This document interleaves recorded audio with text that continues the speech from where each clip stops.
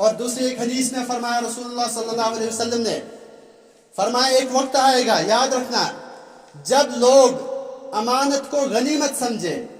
جب لوگ امانت کو غنیمت سمجھے، یعنی کسی نے آپ کے پاس امانت رکھی، بس آپ نے اس کو استعمال کرنا شروع کر دیا اور غنیمت جان لی. اور جب لوگ زکوٰۃ کو تاوان سمجھے،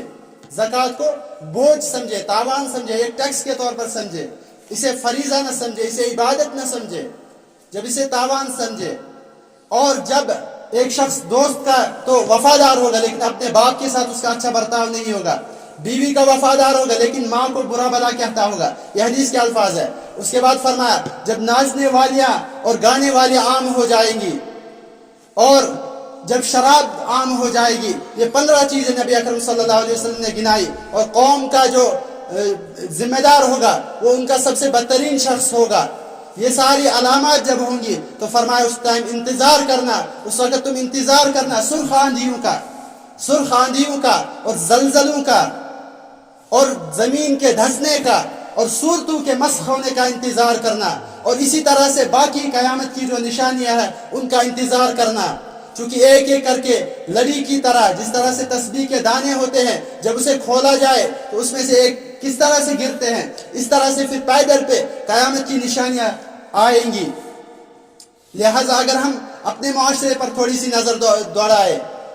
نبی اکرم صلی اللہ علیہ وسلم نے فرمایا کلکم راعٍ وکلکم مسئول عن رعیتہ، تم میں سے ہر شخص ذمہ دار ہے، نگران ہے، اور اس سے پوچھا جائے گا کل قیامت کے دن ہر ایک شخص سے اس کی رعیت کے متعلق. والمرء